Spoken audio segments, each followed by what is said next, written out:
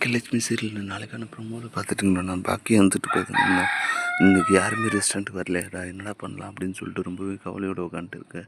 செல்வி வந்துட்டு பார்த்தீங்கன்னா அதெல்லாம் நினச்சி கவலைப்படாதுக்கா, எப்படி யாரானு வருவாங்க, அதெல்லாம் நீ ஒன்றும் ஃபீல் பண்ணாதுக்கா அப்படின்னு நினச்சி பேசிட்டு ரெண்டு பேரும் இது பண்ணிட்டு இருக்கும்போது டைமில் தான் பார்த்தீங்கன்னா ஆளுங்கள்லாம் வந்து சாப்பிட்டுட்டு பரவாயில்ல ஹோட்டல் நல்லா இருக்குது, நல்லா சமைக்கிறீங்களே அப்படின்ற மாதிரி கேட்க, இல்லைங்க நாங்கள் வீட்டில் எப்படி சமைக்கிறோமோ அதே மாதிரி தான் சமைக்கிறோம், அதனால் எங்கள் ஃபுட்டு தரமாகவும் இருக்கும் நல்லாவும் இருக்கும் அப்படின்ற மாதிரி சொல்ல, அவங்களுமே வந்துட்டு பார்த்திங்கன்னா நல்லபடியாக உட்காந்து சாப்பிட்டு நல்லா இருக்குது அப்படின்னு சொல்லி பாராட்டு போவாங்க. இதனால் பாக்கிய பார்த்திங்கன்னா சந்தோஷமாக அப்பாடா நல்லா இருக்குன்னு 4-5 பேர் சொல்லியிருக்காங்க. இதே மாதிரி ஒரு நாளைக்கு 10 கஸ்டமர் இருந்தால் கூட போதும், நம்ம ஹோட்டலை டெவலப் பண்ணிடலாம் அப்படின்னு சொல்லி செல்விக்கிட்ட சொல்லிட்டு இருக்கேன். செல்வியுமே இருந்துட்டு ஆமாக்கா நம்ம எப்படியானா வந்துட்டு இதே மாதிரி நல்லா சமைச்சு இன்னும் நல்லா பெரிய ஆளாக ஆகிடணுக்கா அப்படின்ற மாதிரி 2 பேரும் பேசி சந்தோஷமாக இருக்கிற டைமில் தான் இன்னொரு பக்கம் பார்த்திங்கன்னா இனிய மேலே பார்த்திங்கன்னா அவங்க ஹஸ்பண்டுக்கு வந்து லைட்டாக சந்தேகம் வந்து ஆரம்பிச்சிருது.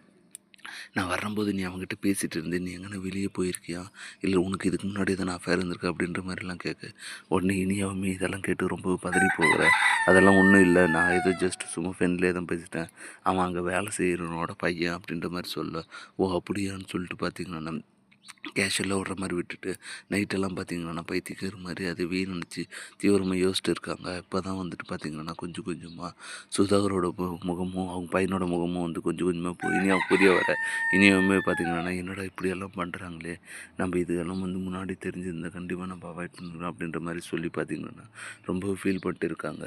இப்படியே நினச்சி அன்றைக்கி தூங்கிட்டு மறுநாள் காலைல பார்த்திங்கன்னா எழுந்து போயிட்டு டேபிளில் உட்காந்தா கூட பார்த்திங்கன்னா அவங்க ஃபேமிலியில் இருக்க யாருமே வந்துட்டு கூட பேசுகிறதே இல்லை. என்னாச்சு நான் எதனா தப்பு பண்ணிட்டேன் அப்படின்ற மாதிரி சுதாகர்கிட்ட இனியாக கேட்காதீங்க. சுதாகருமே வந்துட்டு பார்த்திங்கன்னா நீ ஒன்றும் தப்பு பண்ணல, நாங்கள் தான் வந்து தப்பு பண்ணிட்டோம், நாங்கள் வந்து எங்கள் பையனுக்கு வந்து நல்ல பொண்ணாக வந்து எந்த குறையும் இல்லாத நல்ல பொண்ணை தான் பார்த்துட்டு இருந்தோம், ஆனால் நீ தான் வந்துட்டு தெரியாமல் தேவையில்லாமல் பழைய பிரச்சனைலாம் மறைச்சி எங்கள் தலையில் உன்னை கட்டி வச்சிட்டாங்க அப்படின்ற மாதிரி சொல்லி பார்த்திங்கன்னா இனி அவர் ரொம்பவே மட்டம் தட்டி பேசுகிறேன்.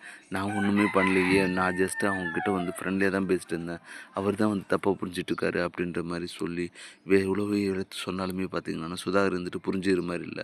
என் மகன் தப்பு பண்ண மாட்டான், நீ தான் ஏதோ தப்பு பண்ணியிருக்க, அதை மறைக்கிறதுக்கு தான் இப்படி வந்து பாத்திரத்தோடு சொல்லியிருக்க அப்படின்னு சொல்லிட்டு இனியாவே திருப்பி கிராஸ் கொஸ்டின் கேட்க, இனியாவே பார்த்திங்கன்னா என்ன பண்ணுறதுன்னு தெரியாமல் உண்மையை சொல்லிடலாமா வேணாமான்னு சொல்லி ரொம்பவே குழப்பத்தில் இருக்காங்க.